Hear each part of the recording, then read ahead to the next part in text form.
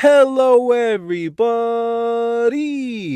With the season coming to an end, I decided that I wanted to make a video just talking about the 3 best moments the Suns had this season and then 3 of the worst moments the Suns had this season. And the reason I wanted to do this is just because it always feels like once the season ends, everybody's just ready to move on and go on to the next thing. But I feel like with this season, the Suns just had so many cool moments that I think it's important to go back and just talk about it for a minute. So in this video, I'm going to be talking about the top 3 Suns moments this season and the top 3 worst moments this season for the Suns.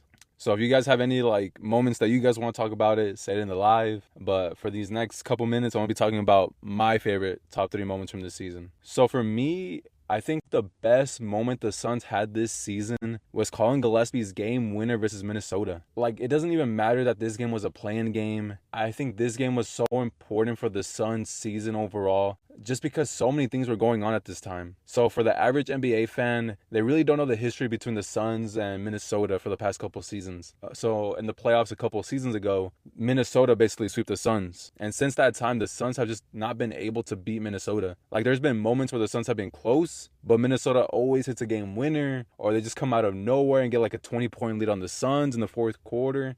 Since the Suns got swept in the playoffs against Minnesota, Minnesota has just been kicking the Suns' ass. That's not mincing words at all. The Suns just were not beating Minnesota at all. So as a Suns fan, going to this game, I really wanted the Suns to win this one just because the Suns haven't beat Minnesota in a while. And this game just had everything. So going into the fourth quarter, Book was having a terrible game. He was just not playing good. But if you're going to win a game, you still need your best player out there. But Book, towards the end of the fourth quarter, fouled out. So it was just the role players out there. And for Colin Gillespie to hit the game winner for the Suns to win this game was just perfect. It just shows everything that this team was playing like in the beginning of the season. It didn't matter if our stars were out. Our role players were just coming in clutch for us, especially Colin Gillespie. So that game winner against Minnesota was just so amazing. Yep. And then another amazing moment for the Suns was Devin Booker's game winner versus the Thunder. So going into this game, it was similar how I feel about the Minnesota game. The Thunder have just been kicking the Suns' ass for the last couple seasons. The Suns just don't have the versatility or size to really match up against the Thunder as we saw in this regular season and in the playoffs. I mean, the Suns got swept. Obviously, the Suns aren't good enough to beat the Thunder. So going into this game, it just felt like another game where the Suns just have to play perfect basketball just to beat the Thunder. And that's what the Suns had to do in this game. And even if the Suns played perfect, they still needed to hit a game winner just to beat the Thunder.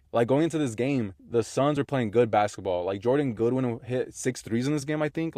They needed all 6 threes from Jordan Goodwin just to keep this game close. And in this game, Shea was even having a terrible game.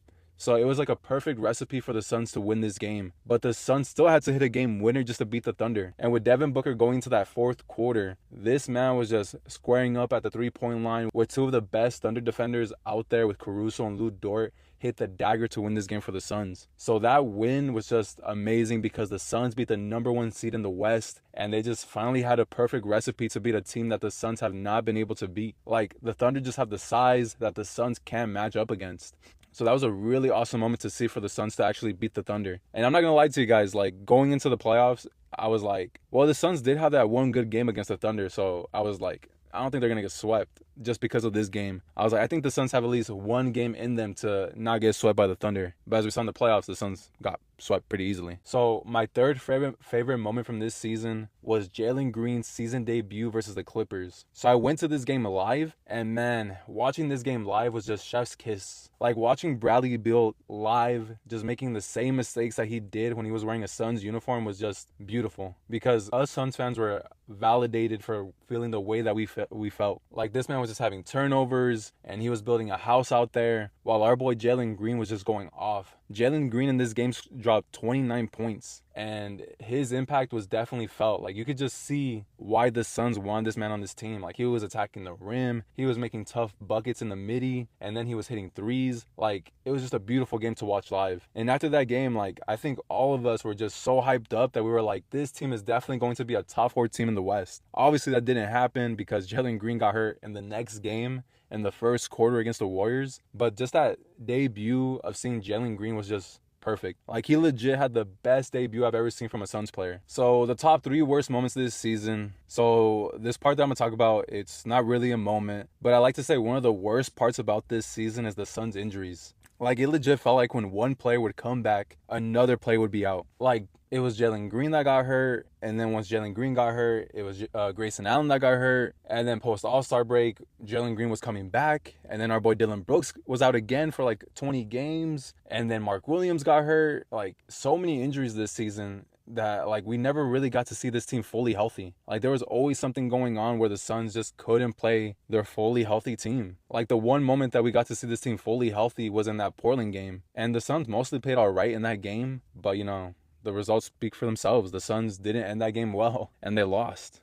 So it definitely sucks that this team never really got to play consistently with a healthy team. Like, there's a stat out there, I forget what stat, but like Book, Brooks, and Jalen Green barely got any minutes in the regular season together. So it just sucks that the Suns had so many injuries that this team never fully got to play fully healthy. And then just like another moment that I want to talk about with the Suns' worst moments this season is just all the games the Suns had this season where they had a double-digit lead going into the fourth quarter, and somehow the Suns would just let the other team go on a big run and just lose the game. Like, the two games that I automatically think of are the Hawks game earlier in the season and the Warriors game. So the Hawks game is one that like I just can't forget because the Suns are playing such beautiful, amazing basketball. And I just always think about that Hawks game because the Suns offense just went cold in that fourth quarter, and the Hawks were just making everything, especially Nickeil Alexander-Walker. That man was just cooking the Suns in that fourth quarter, and the Suns ended up losing that game by 2 points, I think. So that's a game that I always remember just because the Suns legit had a 22-point lead in that fourth quarter, and the Hawks just went on an amazing run and just beat the Suns. And in the Warriors game, that's one where the Warriors didn't have Steph and Jimmy Butler, and the Suns didn't have Devin Booker, but the Suns still had a 10-point lead going into that fourth quarter. But again, the Suns just had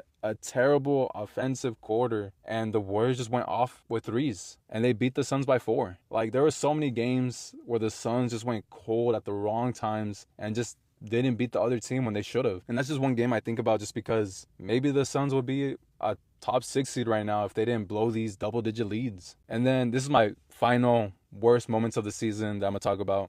I think this is one that a lot of us are going to agree on. Just watching this Suns team post All-Star break was painful. Like, it was obvious after the All-Star break that this team that we were watching was just not the same team that we saw in the first half. Like, this team was just painful. Like, they just weren't getting the same 50-50 balls that they were getting in the beginning of the season, and it definitely felt like they were missing Dylan Brooks' intensity. It just felt like this team was like going through the motions in the second half of the season. And I know we've talked about it a lot in these lives. Like, we really don't know what happened in the second half of the season. Maybe it was Jalen Green getting more minutes, and with Jalen Green's offensive role, maybe it just like messed with the vibes or whatever was going on. So like, they just went all cold together, maybe, who knows. But like, so many things happened in that second half of the season where it's just tough to really figure out what happened post All-Star break. But that's it for me today, guys. If you guys like this video, drop some comments down below, like the video, subscribe. I appreciate the support, and I'll see you guys next time.